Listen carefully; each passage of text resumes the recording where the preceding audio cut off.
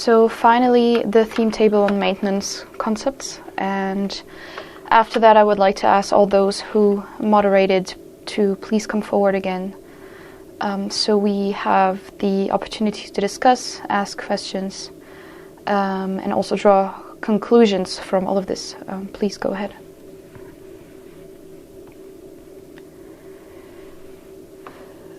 The key questions that we had regarding maintenance concepts were what possibilities of adaptive management and monitoring are successfully implemented in practice. And there was also a second question that we treated separately, namely how can repair become part of the overall societal discourse.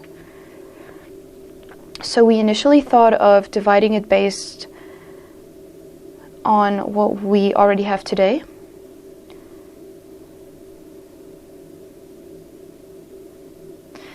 And then we considered what our goals are and what we would wish for.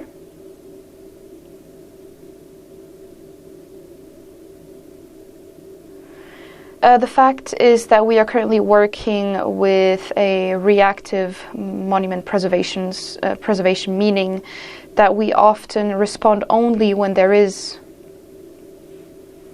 already damage. And our goal is proactive monument preservation, meaning that we need to act before there is any damage or when the damage is just starting to appear. Then we further divided into management today and monitoring today. So Hitzfeld had the idea to say that those in management today are the ones doing the monitoring today. And here we have also listed some different tools.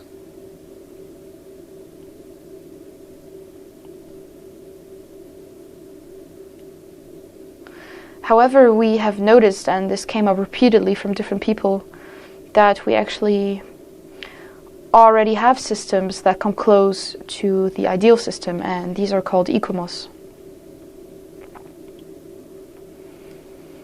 For example, the management that we have at the World Heritage Sites can basically serve as a model for monument preservation on a smaller scale.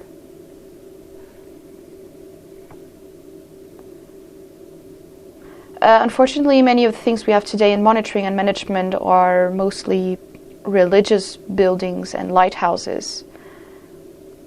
And what is lacking is monitoring and management for architectural monuments and green areas in general.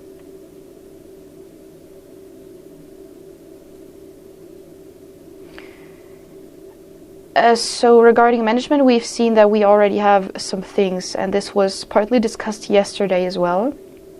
So we agreed that we should take a closer look at what the Monument Watch in the Netherlands does, because we found that many of us are familiar with it but do not actually know the details of its functions. So we have taken it upon ourselves to find out how it works and whether it might be a tool that could be partially transferred to Germany. So then there are World Heritage Centers with educational offerings, initiatives that have started more at a local level. And one example is the Haushalten e.V., which started in Leipzig and then spread throughout the former GDR. This was mentioned by Mrs. Scheuermann.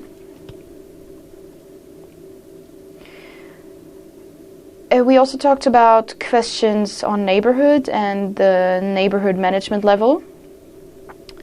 And we noticed that we definitely have some form of management in certain regions. For example, at the level of regional churches, we have regional churches with almost 3,000 churches under their administration. So the church as an institution. And we have regional churches that are much smaller, but there might be potential to go even further. And here we have listed instruments or tools, maintenance contracts, and the author of the card added that these are rarely implemented or even available.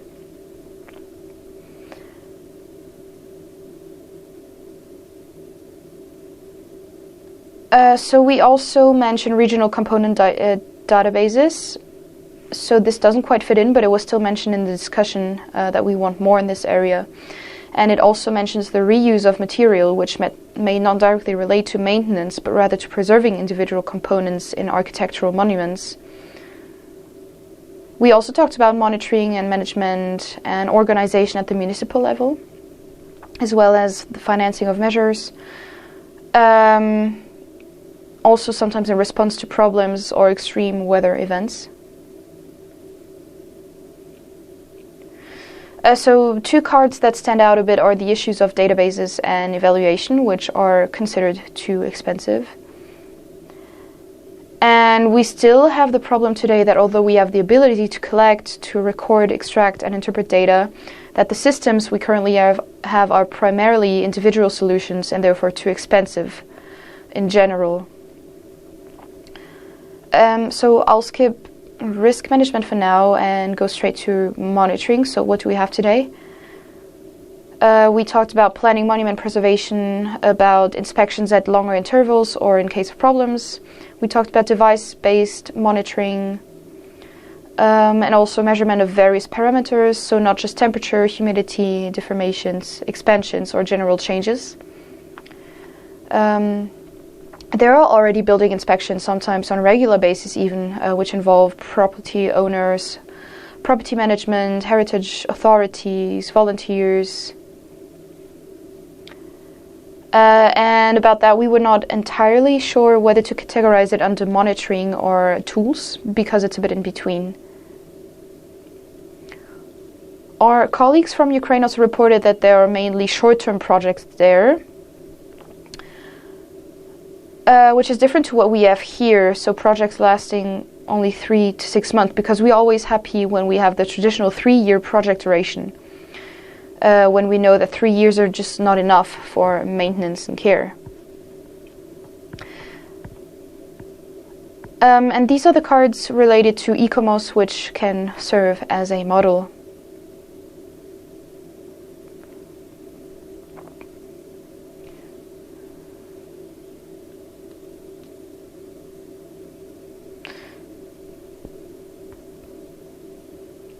So the current state was just described, and from that we try to envision the ideal state for tomorrow. So what we would need and how we can take what works well in the described monitoring in ICOMOS or the World Heritage Sites and apply to a broader context. So which instruments or tools would we need to improve?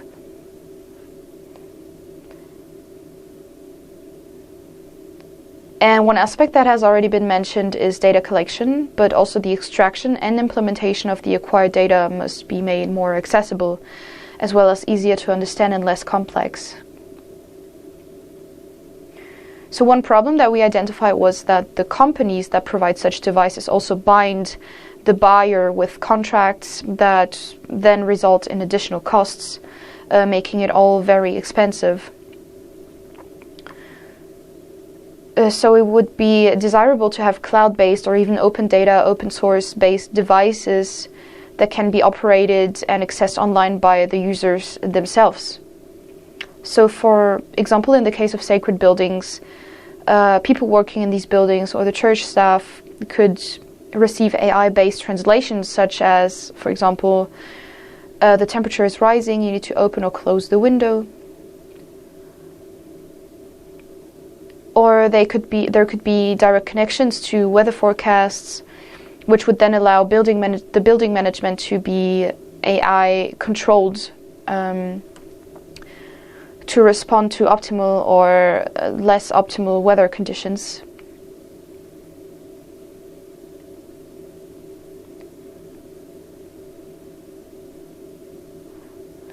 So an important aspect that we've talked about is that we need to involve volunteers, not just professionals. For example, regarding the Monument Watch or organizations like Haushalten e.V., volunteers could assist and translate what needs to be done for property owners who may sometimes be overwhelmed by the task.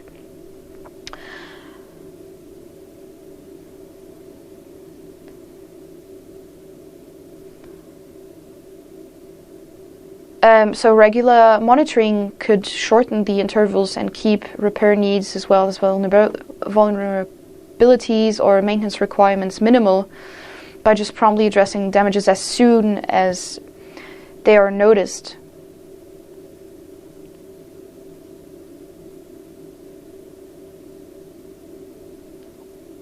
And this is also the purpose of monitoring. So to fix damages before they become too expensive.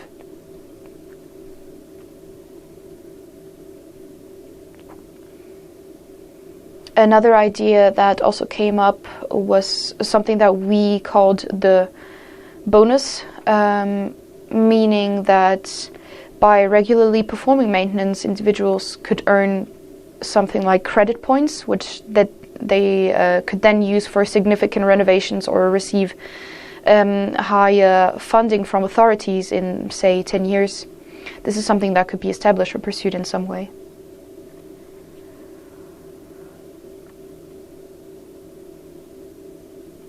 And I think that was essentially it.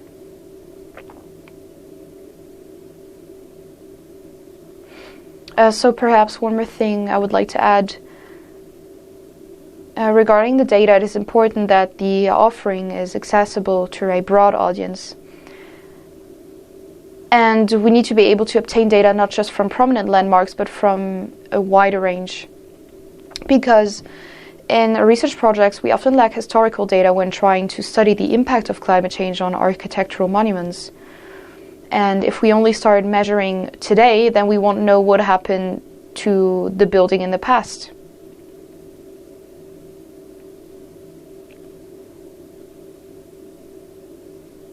So there are prominent landmarks and institutions that have been recording data for many years. However, we still think that these are not enough.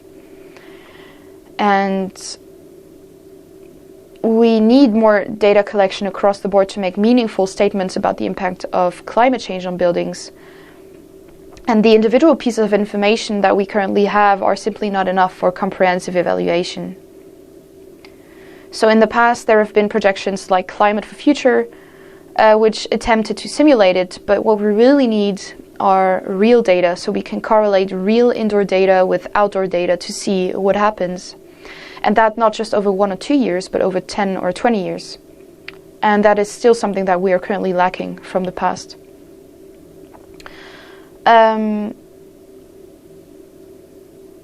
Also, what I would like to add are also different databases that provide us with data. For example, we have now done a long series of tests with windows in Berlin. So this could also be interesting for other federal states or other offices, for example. So in connection with thermal insulation, we were asking ourselves, how much heat do insulated exterior walls actually gain from the sun in winter? So is that a heat input that is lost by insulating the walls? And also, in general, how does that relate to insulating? That is, to the gain of retaining the heat that is emitted from the inside to the outside. So there may be measurements and there may be databases somewhere that we have not accessed yet. And in Berlin, we would be interested in that at the moment. But of course, we can't call everyone.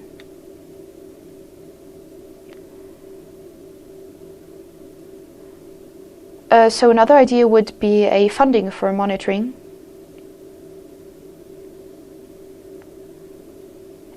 And for example, homeowners could receive funding to install monitoring systems, and within the framework of such a program, the interface and data storage could be set up to address these existing gaps.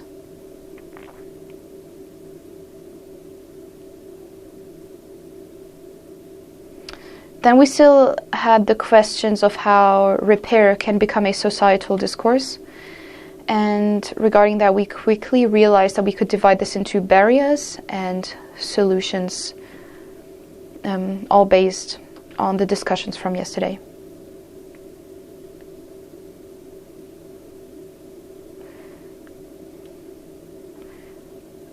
one problem which Ms. Wendland, I believe, mentioned yesterday is that we cannot grant long-term contracts,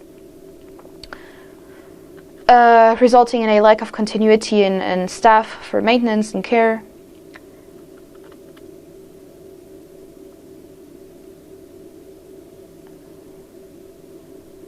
And this is, we often have different individuals or companies involved, and this is one of the issues that we face.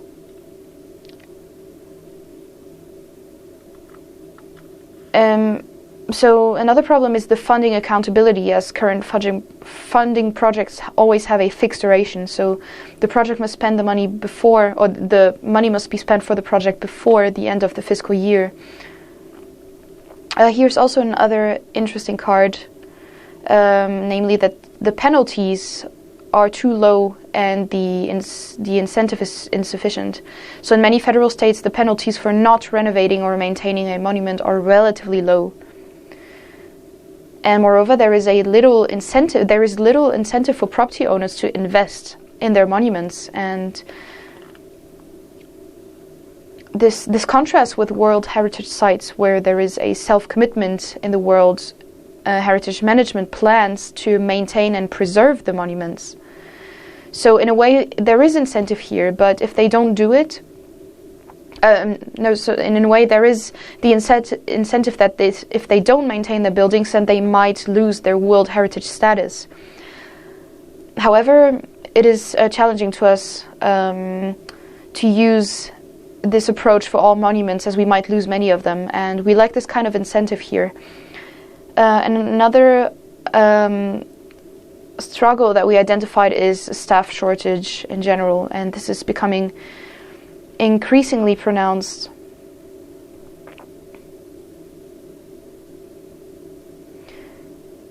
So here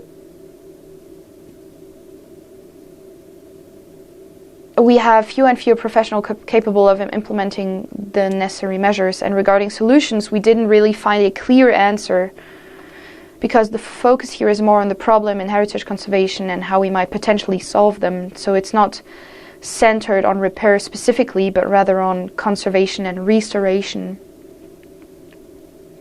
One possible solution that we identified is that heritage authorities need to become more service-oriented and offer stronger advisory services by addressing target groups with specific approaches and essentially translating what we demand from them.